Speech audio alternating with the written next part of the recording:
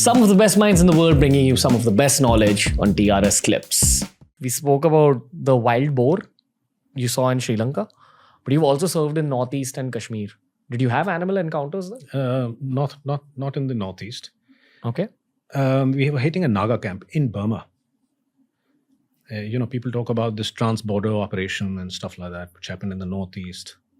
The Indian Army has been crossing over, especially the SF units have been crossing over for some years.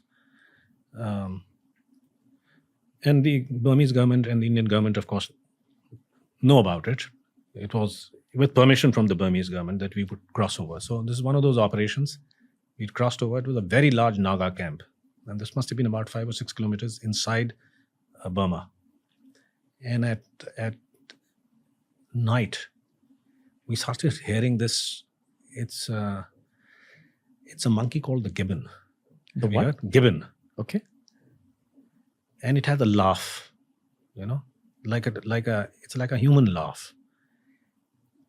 And we suddenly heard this loud coming in this very thick forest in the Northeast, and nobody knew. See, is it the militants coming back? Is there some sort of a signaling happening? Much later we came back, we realized it's an animal of sorts. Much later when I checked up, I realized it's called a gibbon. I think it's called a gibbon. And it's a protected species. In J&K, of course, I sighted leopards. In fact, I had a very nice conversation with a militant chap called Sher Khan over this incident that happened in North Kashmir. Very interesting. And the first time I realized that these guys also have a sense of humor, because I used to talk to a lot of them on the radio set, just trying to get into their head to figure out, are they romantics, adventurers, like, some of the SF guys are. It's a classified podcast. I had a 2-3 years and chatted quite a few of them. I had to ensure that I chat only the Paki militants, the foreign militants. Bulk of them were there for economic reasons, but a lot of them, the leaders, of course, had gone to some madrasa or the other. So, there are other experiences. Coming to this one, there's thick snow, a place called Lolab Valley. And at about 2 o'clock, we were in tents. 2 o'clock, there's firing, a burst of fire. Shit, somebody's attacked the post, some nonsense. 3 feet of snow, miserably cold. So I got out, walked up to the sentry post. And it was a dug-in place with sandbags around it. It was a light machine gun post. There were 2 guys there looking very shaken up. So I said, who fired? I said, any sighting? Did you see anything? We're camped in a forest. So attack. So sher aa gaya.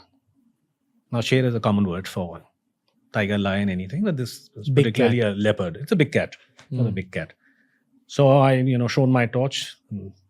Hard snow. So there were pug marks. And I noticed there were 2 of them.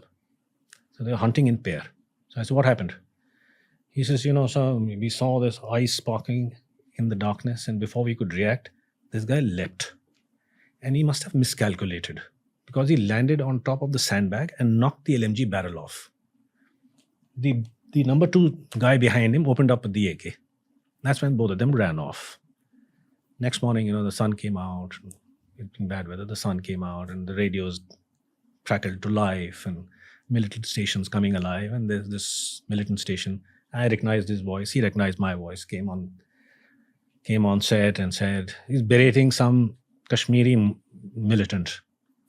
And he's telling that chap, Kashmiri commander, he's telling him, he says, Bilal ko bheja tha ration ke liye. What's happened? He's gone last 2 days. We haven't had food to eat. If this is the way you conduct jihad, we are your bloody guests. We've come here to fight. 3 days, 2 days, he hasn't come back with any bloody food. And added to that, there is another problem. There is a bloody leopard who's come and attacked.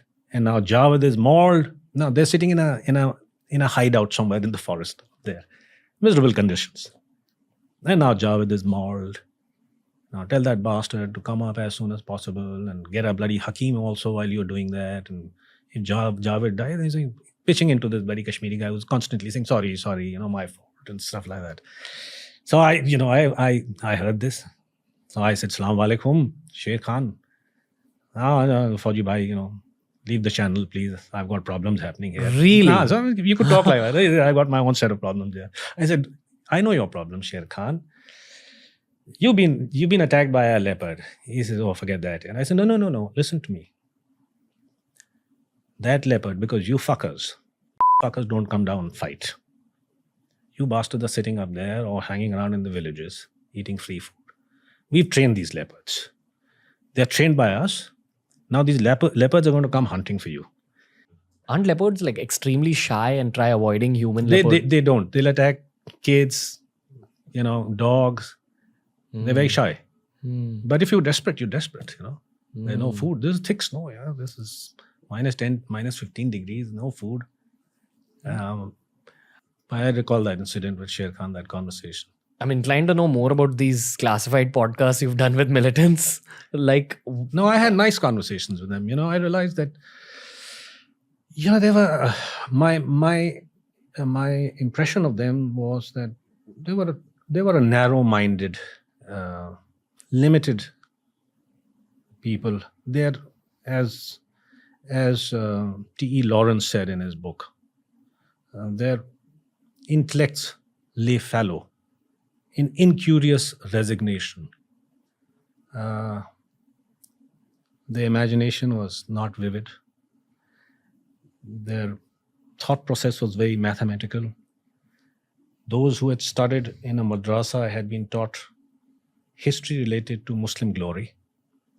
They could tell you about Muhammad Ghori, Mahmud Ghazni. But if you question them about Ranjit Singh, World War II, or the British, in Northwest Frontier, or Hari Singh Nalwa, they hadn't heard about all that. They were convinced in their superiority as fighting people. They had a bit of a disdain for the Hindu, called you a Bania. And the background is that, most of their villages right up till Kabul, right up till Central Asia, and the Hindu generally was the Bania. So he was not the fighting man. So their impression was that you're not a good fighter. Very cocky about his own fighting ability. But were they good fighters? They were good fighters. Because of They were what? good fighters. Because of training?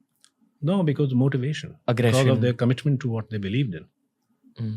Have They were good fighters. And in my time, the Flotsam, which had been kicked out of Afghanistan after the Soviets left, that bunch which was footloose was then diverted into Kashmir.